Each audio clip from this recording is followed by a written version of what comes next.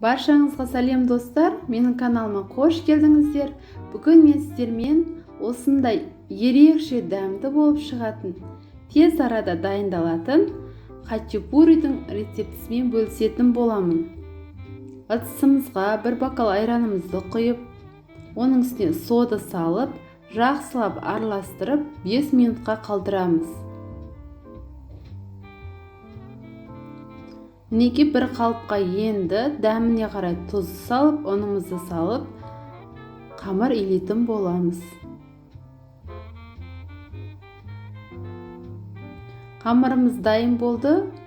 Енді салмасын дайындаймыз. Салмасына піскен картоптарымызды ұсақтап, сырымызды теркадан өткізіп алып, дәміне қарай тұз, бұрышымызды салып, жақсылап араластыратын боламыз.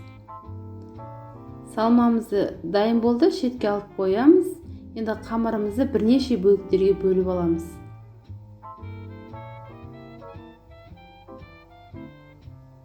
Міне менде 5 бөлікке бөлдім. Енді осы қамырларымызды орташа қылып жайып аламыз. Неге орташа қылып жайып алдым? Енді видеода көріп тұрғандарыңыздай салмасын салып, түйіп шығатын боламыз. Осы түйіп алған қамырымызды асықпай, үстінен қатты баспай, жайып шығатын боламыз. Мінекей дайын болды. Барлығын осылай салмасын салып жайып аламыз. Қызып тұрған тапамызға ешқандай май құймаймыз. Екі шетін қызартып пісіріп алатын боламыз.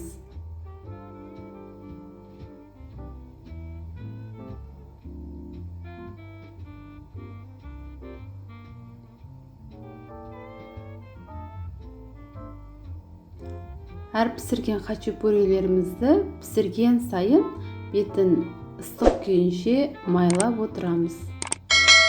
Барлық жеріне тигізіп, жақсылап майлаймыз.